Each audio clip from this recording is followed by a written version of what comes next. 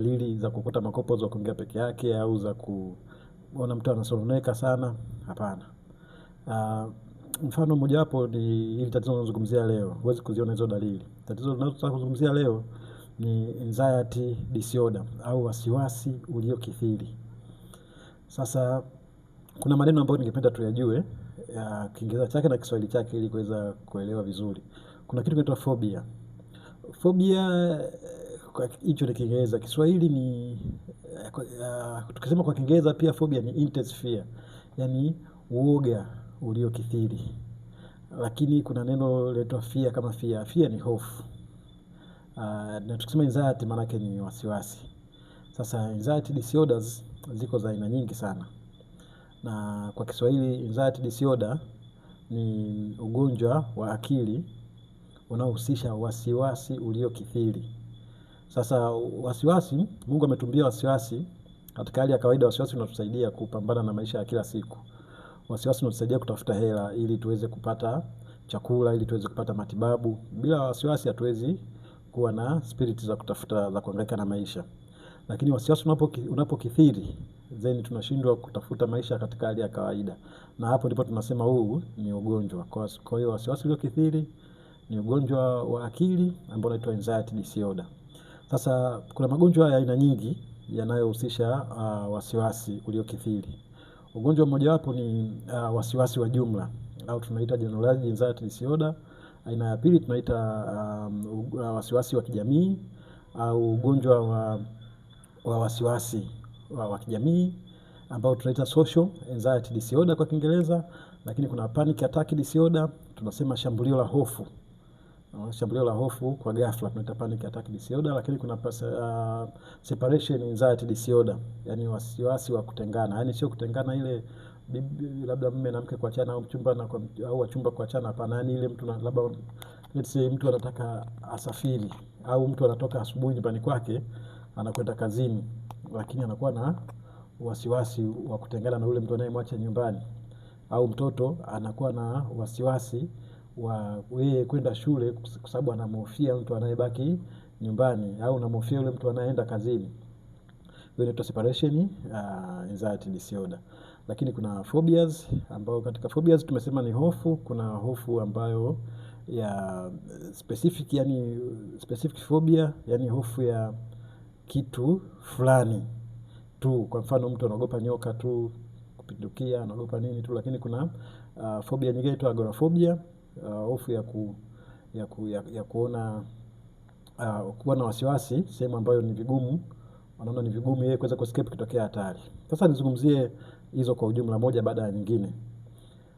Hii generalized anxiety disorder au wasiwasi wa ujumla ni kwamba mtu anakuwa na wasiwasi uliokithiri kila siku za maisha yake. Anakuwa na wasiwasi kuhusu afya yake, wasiwasi kuhusu kazi yake, wasiwasi kuhusu familia yake. Yaani anakuwa na wasiwasi kiasi kwamba anashindwa kuperform shughuli zake za kawaida. Kama ni mwanafunzi anashindwa kuperform shuleni kwa sababu kila saa anafikiria, hivi mimi hali ya afya yangu itakuwaje? Hali ya afya ya watoto wangu itakuwaje? Huko kazini mambo yatakuwaje? Yaani kila siku yeye anafikiria hivyo tu, anakuwa na wasiwasi kila siku, ni wasiwasi. Kwa hiyo hii tunaita generalized anxiety disorder au wasiwasi wa ujumla. Na hatuwezi kusema mtu ana wasiwasi wa ujumla kama hizo dalili alizonazo hazijafika miezi 6. Yaani kuanzia mtu akiwa na hiyo hali kuanzia miezi 6 kuendelea ndipo tunasema sasa huu ni ugonjwa.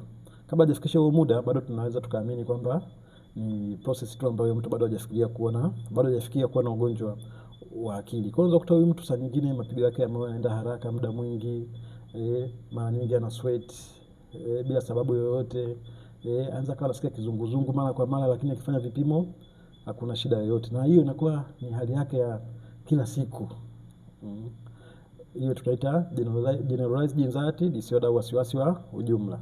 Lakini kuna aina nyingine tumesema inaitwa social anxiety disorder au wasiwasi wa kijamii. Huu ni ugonjwa wa akili ambapo mtu anakuwa anapata wasiwasi uliokithiri kufanya mambo yake mbele ya jamii. Kwa mfano, mtu anaweza kawa na hofu ya kufanya presentation mbele za watu. Kama ni mwanafunzi, ameambiwa na mwalimu andae presentation, atapresent mbele ya watu, anashindwa kabisa. Anasikia akifika tu pale mbele, anasikia mapigo ya moyo yanaenda mbio, anasikia kizunguzungu, anahisi kudondoka.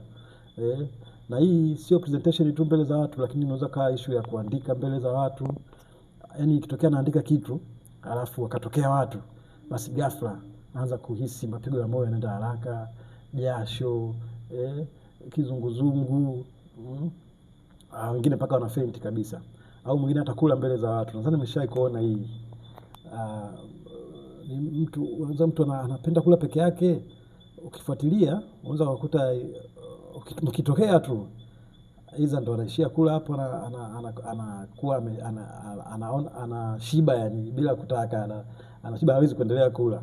Au hata mkibaki pale kwa anakula, anakula kwa shida sana. Yani kwa hiyo ni kitu mtu anashindwa kuperform kitu mbele za watu. Kwa kama hivyo, mwingine kuandika, mwingine kula, mwingine kupresent mbele za watu, mwingine kuonana mbele za watu, inakuwa ni shida. Kwa hiyo huyu mtu chochote ambacho kinahusu kufanya jambo mbele za watu anapata shida, anakuwa na wasiwasi. Kwa hiyo anza tofauti wa hii sasa social anxiety disorder na general anxiety disorder.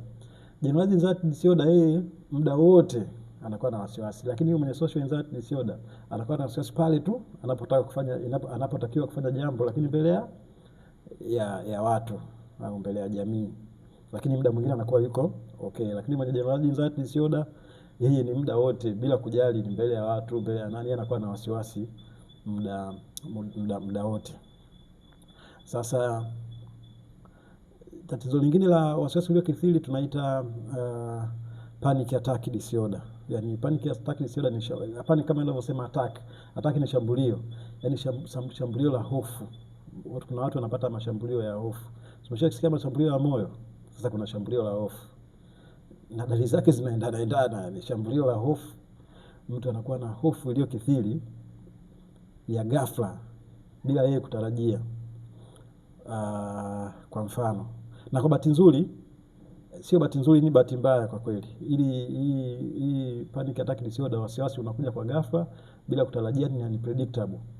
Kwa mtu anaweza akawa yuko na safari zake tu vizuri, au anakwenda kazini, au amekaa kazini, au wapi, ghafla anapata hofu kuhusu future.